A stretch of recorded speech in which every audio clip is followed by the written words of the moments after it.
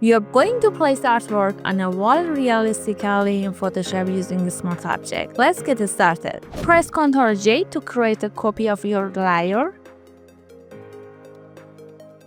Using the object selection tool to select your object. With the object selected, press Ctrl J again to duplicate it. Select the rectangle tool and draw a rectangle. In the Layers panel, right-click it and choose Convert to Smart Object. Lower the opacity, then select the rectangle. Press Ctrl T for free transform. Right-click and select Distort.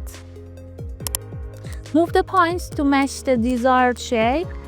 Click the check mark to apply the changes. Move the rectangle layer below the copied sub-object layer. Double-click the rectangle layer to enter the smart object. Place your desired image, adjust its size, click the check mark, and press Ctrl S to save. Go back to the main design page. The image is now applied inside the rectangle.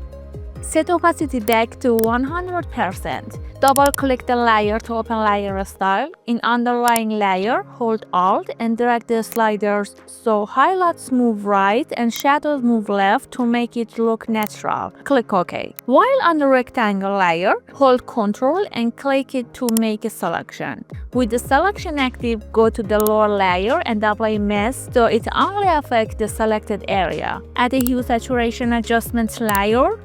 In the preset, set it to predominant colors. Pick the dominant brown tone and reduce saturation so the color blends with the wall. Hold Alt and clip the adjustment layer to the layer below. And that's it. Artwork is now perfectly on the wall. Apply these techniques to your own projects for professional mockups. For more Photoshop tips and tutorials, like, comment, and subscribe.